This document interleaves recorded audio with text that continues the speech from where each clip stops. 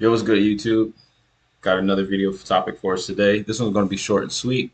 I'm just doing a album or a tape review on Mexico Money. This is Mexikodro and Diego Money's tape. So it was posted and put up by Mexikodro, I believe, because that's whose page I found it on Apple on iTunes or Apple Music. And so I'm just going to kind of go over a basic review of it. This guy had a total of, I believe, 11 songs. Yep, 11 songs, and we'll kind of just run through it real quick, man. So first off, I'm gonna start off with the songs that I actually like that I put in my playlist. Uh, let's see here. And first, I want to start off and say I think this is a really good tape. Like this is like the perfect example of a producer and artist tape coming together. And even the fact that Mexico Joe's got a few songs on there, I think is pretty cool. But out of the 11, I've got one, two, three, four, five, six, seven, eight, nine. I got 9 songs on here out of the 11. So this is how you put a tape together, in my personal opinion. So let's see what that ratio is going to break down to be. We got 11 songs. And let's see here. So the number breaks down to being like 81. So we'll just call this a 80. We'll just call it an 82. So it's basically like it's pretty much like if you were doing grading in school, it'd be like what is that, like a B? I think 80, no, 84 is like a B or whatever.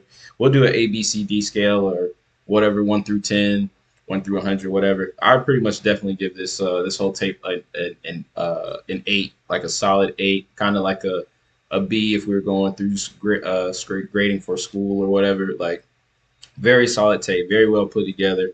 Really like it. And I'll go through the songs. It kind of brings me back to the early years of SoundCloud when Mexikodro was like producer for everybody. And him and Diego Money, I always thought had a really good combination of sound together. But Diego Money, Mexikodro, I liked him and Fani together with Mexikodro, Ice Water Gang, several other artists too.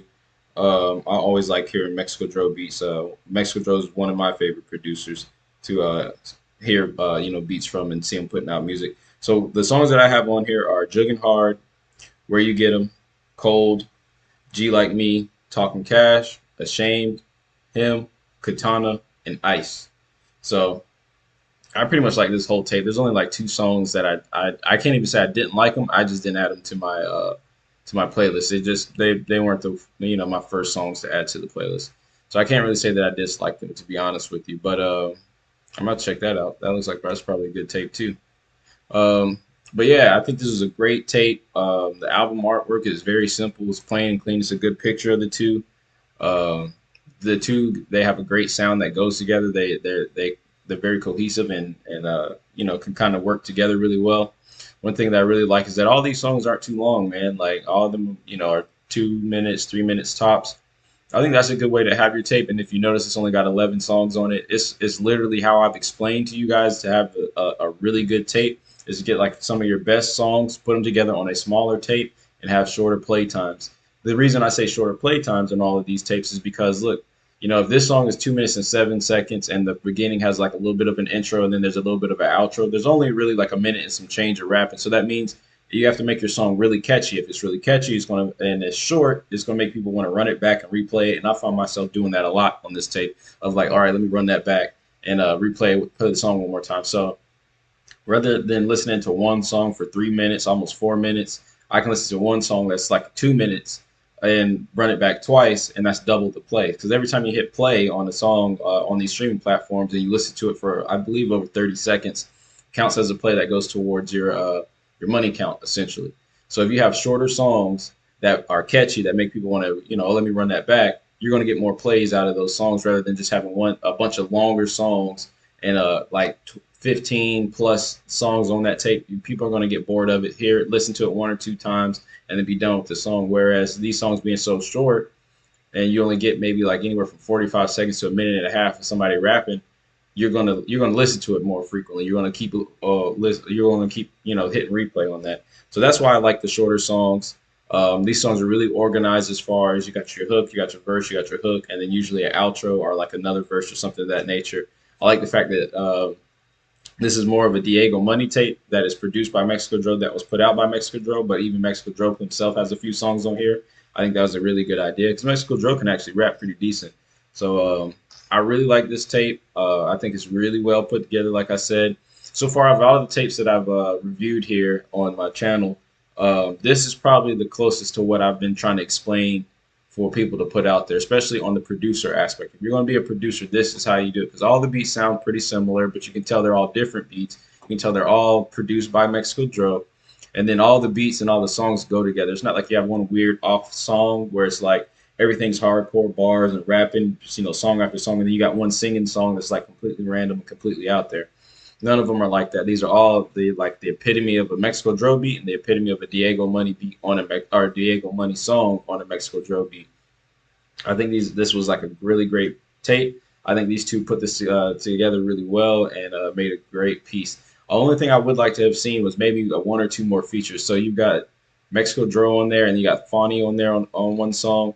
I wouldn't mind seeing the Icebirds on there, like Sparrow and the I can't even think right now, but I wouldn't mind have seen her hearing them on a song or two. Who else do I like to hear with Diego Money?